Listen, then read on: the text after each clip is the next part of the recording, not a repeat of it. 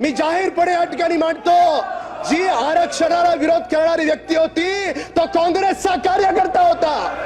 माननीय विरोधी पक्षनेते वडट्टीवार म्हणतात की मराठा समाजासाठी विशेष अधिवेशन बोलवा। सन्माननीय सदस्य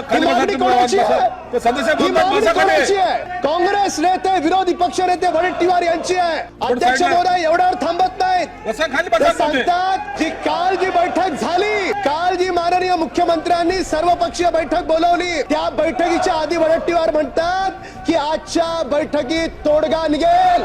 हे वाक्य कुणाचं आहे?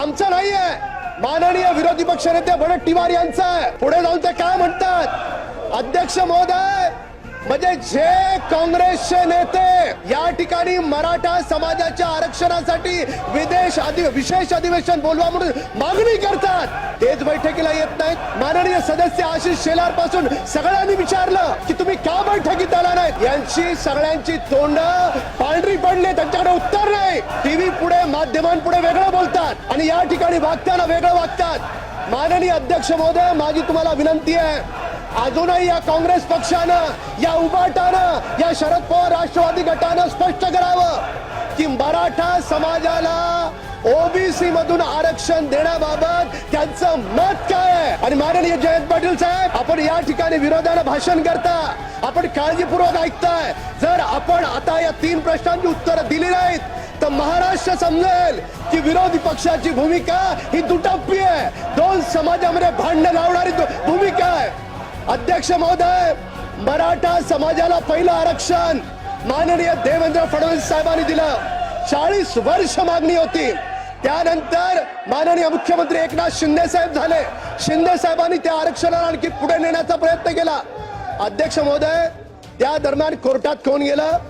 कोर्टात जाणारी व्यक्ती मी जाहीरपणे या ठिकाणी मांडतो, जी आरक्षणाला विरोध करणारी व्यक्ती होती तो काँग्रेसचा कार्यकर्ता होता।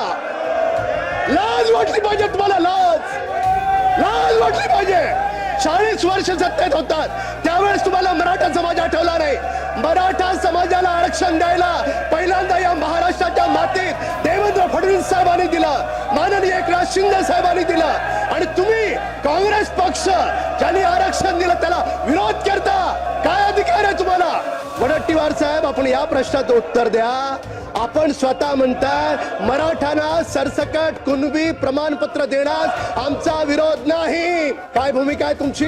काय भूमिका आहे तुमची? म्हणजे टीव्ही पुढे एक बोलाल, सभागृहात एक बोलाल, मराठ्यांसाठी अधिवेशन बोलवा म्हणून मागणी कराल आणि मिटिंगच्या वेळेस गायब व्हाल। अध्यक्ष महोदय, याचा अर्थ स्पष्ट आहे। याचा अर्थ याला 2 समाजात भांडण लावायचे आहेत, याचा अर्थ स्पष्ट आहे। 2 समाजामध्ये भांडण लावून याला टीव्ही माध्यमांपुढे वेगळं बोलायचं। आज पूर्ण महाराष्ट्र पाहतोय, मगास पासून इकडच्या 10 ते 12 सदस्यांनी वारंवार विचारलं, तुम्ही बैठकीत का आला नाहीत? आरक्षणाला विरोध करणारा कोर्टात तुमचा कोण कार्यकर्ता होता? त्याच्या पाठीमागे तुमचे कोण नेते होते?